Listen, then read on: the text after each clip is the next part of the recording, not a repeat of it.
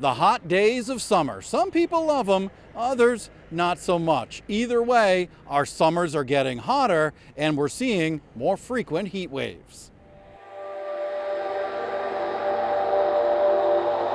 Sometimes the only way to beat the heat of a scorching summer day is to hit the beach or maybe take a dip in a local pool. But for the elderly, those that work outside, or families that don't have AC, the heat can be hard to take. Sometimes it can put you in the hospital. It's obviously a progression, and it goes from extremes, heat exhaustion, all the way up to heat stroke. Newport Hospital emergency physician Dr. Christina McAteer has seen her share of heat-related illness. So it may be that perfect storm of high temps, lack of air conditioning, increased age, not recognizing the need for hydration, and then you wind up with me in the emergency room. Heat waves are becoming more common. A heat wave here in southern New England is when we have 3 straight days of 90-degree heat.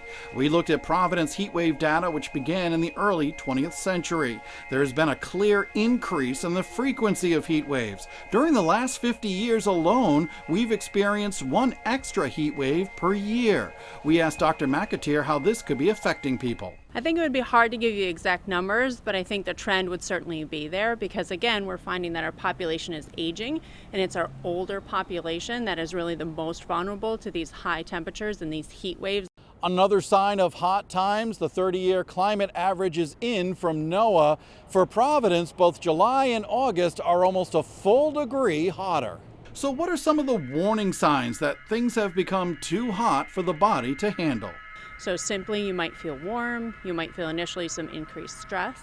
Some other things that can happen is you start to feel dizzy, you get nauseous, you can actually spike fevers. And of course, prevention is the best medicine. To halt heat exhaustion before it even starts, Dr. McAteer recommends putting on sunscreen, wearing sunproof or light-colored clothing, and trying to stay in the air conditioning. But that's not quite the end of her prevention prescription. Drinking regularly, staying well hydrated, and then of course being physically active, because the more healthy you are as a person, the more tolerance you're going to have for these extreme hot temperatures. And you know the old saying, it's not the heat, it's the humidity. And heat waves can be especially dangerous when the humidity is high. So you're going to want to stay informed with the forecast from the Pinpoint Weather 12 team.